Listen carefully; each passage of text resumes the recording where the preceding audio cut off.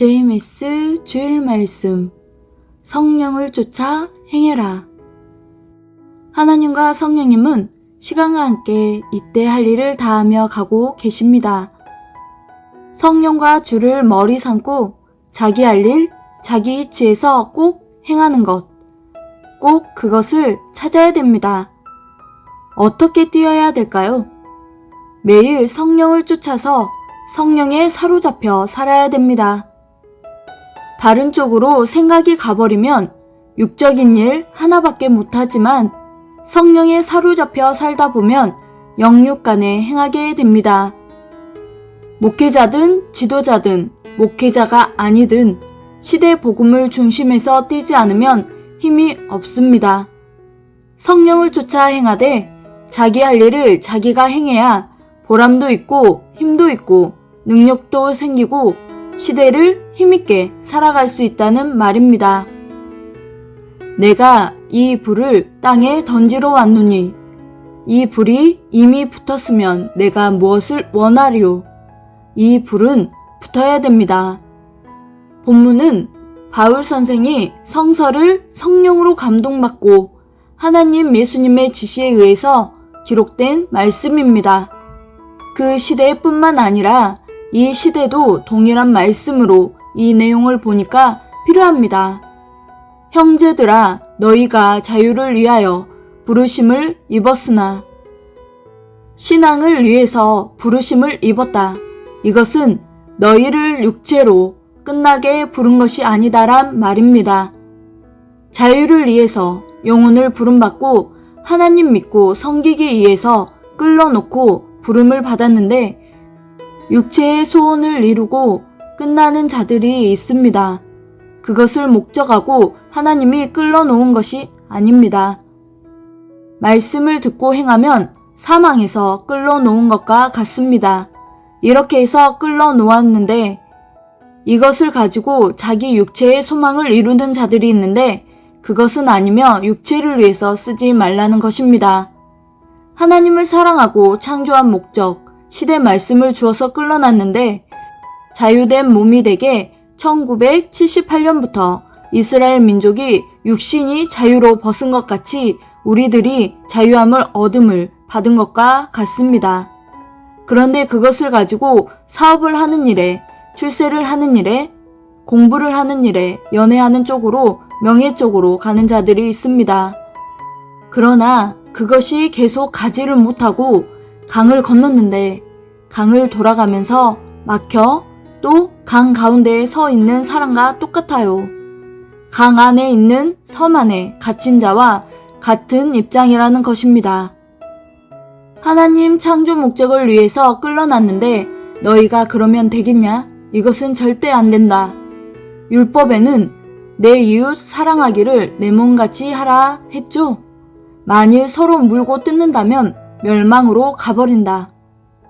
율법을 이뤄놓고도 서로 물고 뜯으면 다시 또 멸망으로 간 자도 있고 갈까 조심할까 하는 자도 있습니다.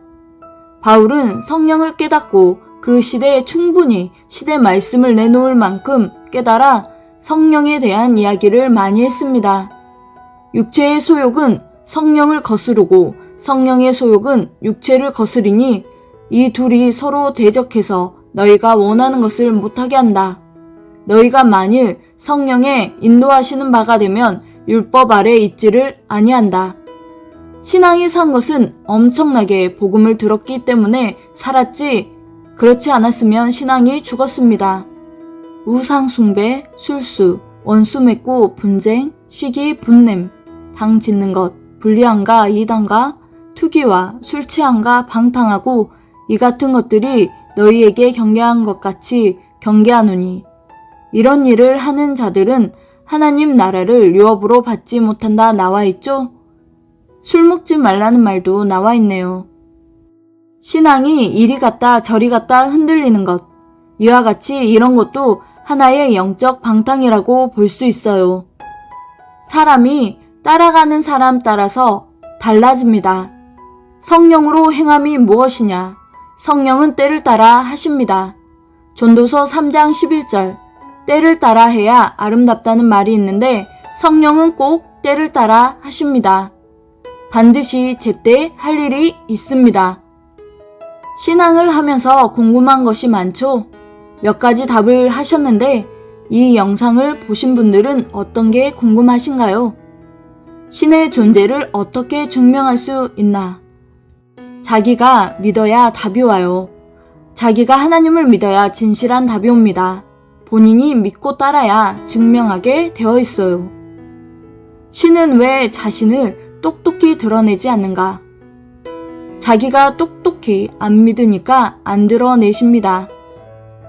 무병장수돼도 역시 100년 이내 죽습니다. 건강이 좋아도 나이 먹어서 죽고 때가 되어서 죽는 것입니다. 아무리 발달되어도 200년, 300년 안 살고 건강해서 20년, 30년은 더 살 수는 있습니다. 가장 오래 사는 방법은 뭐라고 했죠? 빨리 뛰는 거예요. 하나님 믿고 섬기고 열심히 빨리 뛰는 것.